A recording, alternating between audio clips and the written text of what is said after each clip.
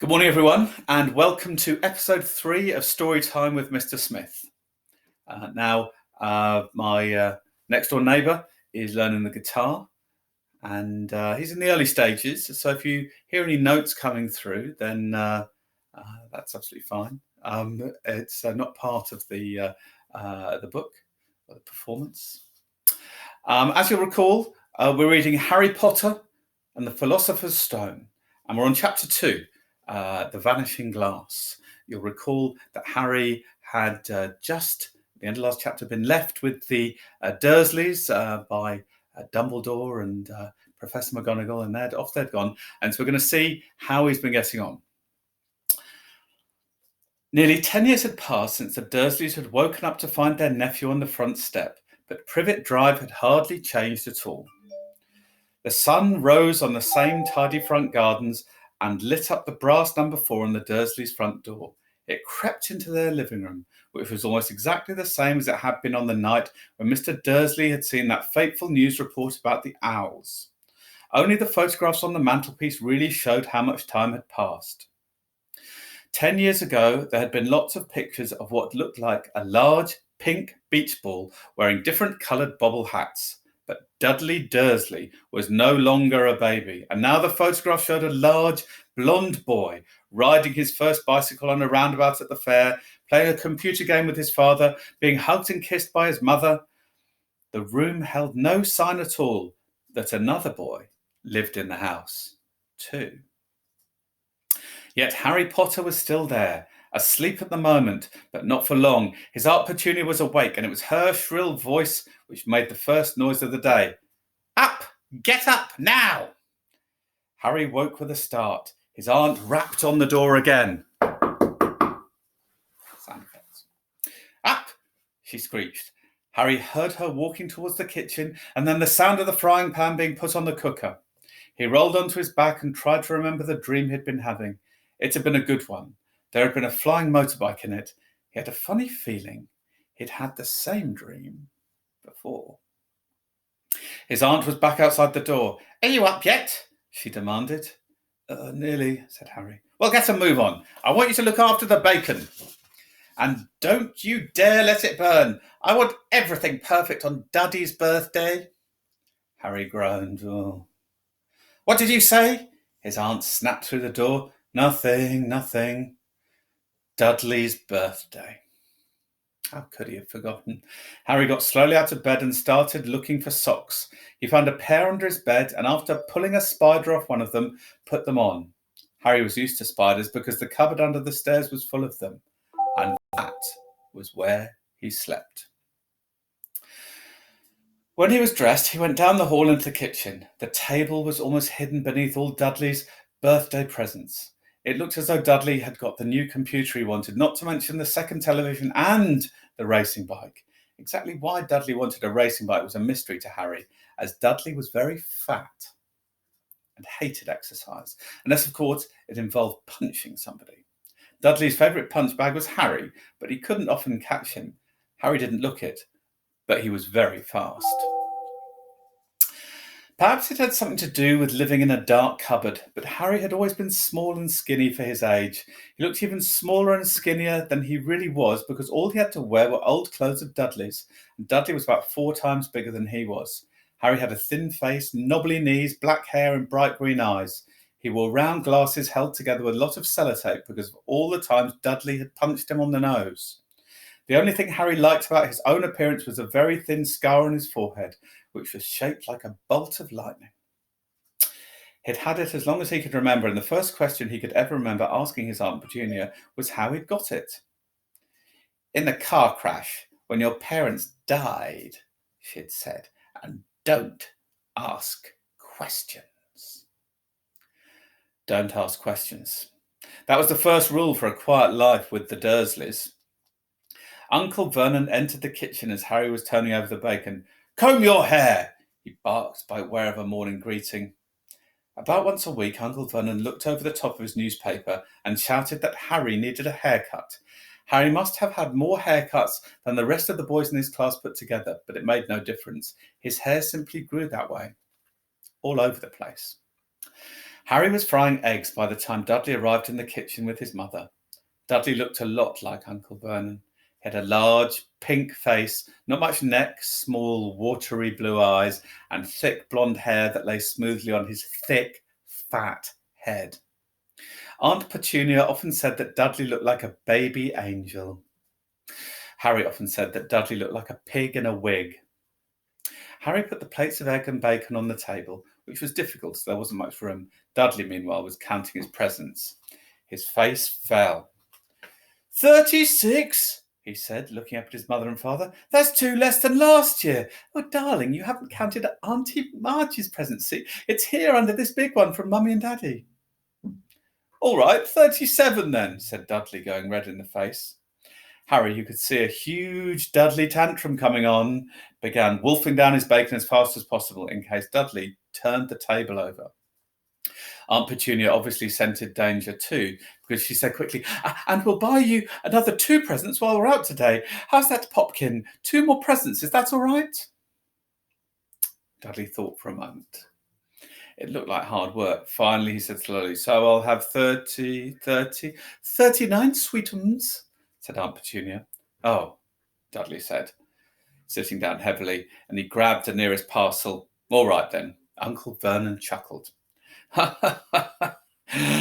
Little Tyke wants his money's worth, just like his father. That's a boy, Dudley. He ruffled Dudley's hair.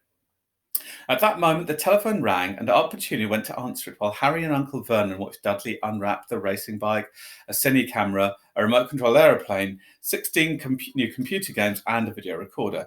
He was ripping the paper off a gold wristwatch when Aunt Petunia came back from the telephone, looking both angry and worried. Bad news, Vernon, she said. Mrs. Figg's broken her leg. She can't take him. She jerked her head in Harry's direction. Dudley's mouth fell open in horror, but Harry's heart gave a leap. Every year on Dudley's birthday, his parents took him and a friend out for dinner. Not for dinner, out for the day, to adventure parks, hamburger bars, or the cinema. Every year, Harry was left behind with Mrs. Figg, a mad old lady who lived 2 streets away. Harry hated it there. The whole house smelt of cabbage, and Mrs. Figg made him look at photographs of all the cats she'd ever owned. Now what? Said Aunt Petunia, looking furiously at Harry as though he'd planned this. Harry knew he ought to feel sorry that Mrs. Figg had broken her leg, but it wasn't easy when he reminded himself it would be a whole year before he had to look at Tibbles, Snowy, Mr. Paws, and Tufty again. We could phone Marge, Uncle Vernon suggested. Don't be silly, Vernon. She hates the boy. The Dursleys often spoke about Harry like this, as though he wasn't there, or rather as though he was something very nasty that couldn't understand them, like a slug. What about, what's her name? Your friend Yvonne? On holiday in Mallorca? Snapped Petunia. You could just leave me here, Harry put in hopefully. He'd be able to watch what he wanted on television for a change and maybe even have a go on Dudley's computer. Aunt Petunia looked as though she'd just swallowed a lemon. And come back and find the house in ruins, she snarled. I won't blow up the house, said Harry, but they weren't listening. I suppose we could take him to the zoo, said Aunt Petunia slowly, and leave him in the car. That car's new. He's not sitting in it alone. Dudley began to cry loudly. In fact, he wasn't really crying. It'd been years since he'd really cried, but he knew that if he screwed up his face and wailed, his mother would give him anything he wanted.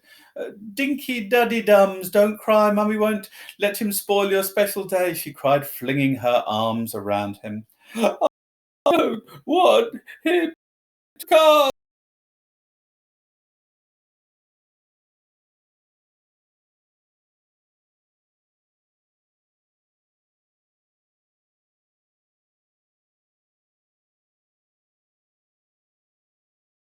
Dudley yelled between huge tense sobs. He always spoils everything. He shot Harry and Arthur walked in with his mother. Piers was a scrawny boy with a face like a rat. He was usually the one who held people's arms behind their backs while Dudley hit them. Dudley stopped pretending to cry at once. Half an hour later, Harry, who couldn't believe his luck, was sitting in the back of the Dursleys' car with Piers and Dudley, on the way to the zoo for the first time in his life.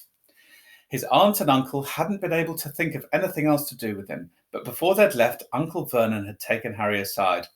"I'm warning you," he said, putting his large purple face right up close to Harry's. "I'm warning you now, boy. Any funny business, anything at all, and you'll be in that cupboard from now until Christmas." "I'm not going to do anything," said Harry, honestly. But Uncle Vernon didn't believe him. No one ever did. The problem was, strange things often happened around Harry, and it was just no good telling the Dursleys he didn't make them happen.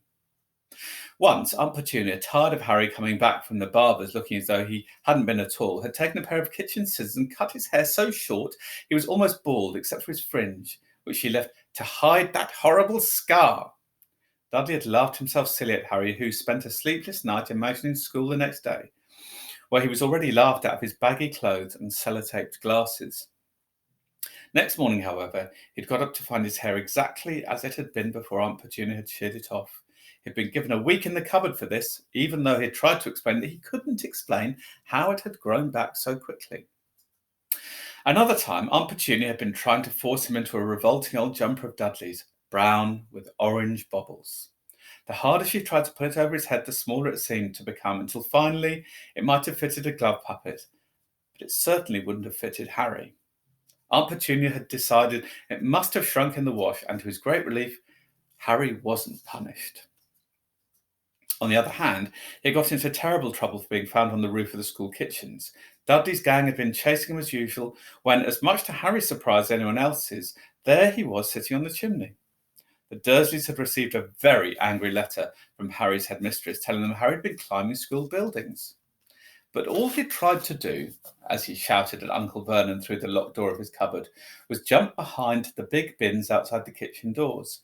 Harry supposed that the wind must have caught him in mid-jump. But today, nothing was going to go wrong.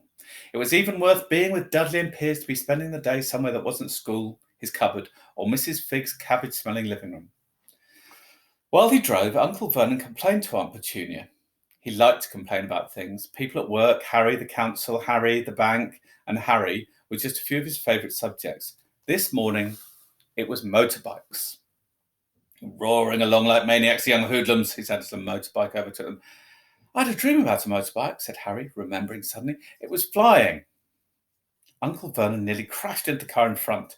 He turned right round in his seat and yelled at Harry, his face like a gigantic beetroot with a moustache, "Motorbikes don't fly!" Dudley and Piers sniggered. "I know they don't," said Harry. "It was only a dream." But he wished he hadn't said anything. If there was one thing the Dursleys hated even more than his asking questions, it was his talking about anything acting in a way it shouldn't. No matter if it was in a dream or in a cartoon, they seemed to think he might get dangerous ideas. It was a very sunny Saturday, and the zoo was crowded with families. The Dursleys brought Dudley and Piers large chocolate ice creams at the entrance, and then, because the smiling lady in the van had asked Harry what he wanted before they could hurry him away, they bought him a cheap lemon ice lolly. It wasn't bad either, Harry thought, licking it as they watched a gorilla scratching his head and looking remarkably like Dudley, except that it wasn't blonde. Harry had the best morning he'd had in a long time. He was careful to walk a little way apart from the Dursleys so that Dudley and Piers, who were starting to get bored with all the animals by lunchtime, wouldn't fall back on their favourite hobby of hitting him. They ate in the zoo restaurant, and when Dudley had a tantrum because his Knickerbocker glory wasn't big enough, Uncle Vernon bought him another one, and Harry was allowed to finish the first. Harry felt afterwards that he should have known it was all too good to last. After lunch, they went to the reptile house. Now, to find out what happened in the reptile house, you'll have to tune in or watch tomorrow. Thank you.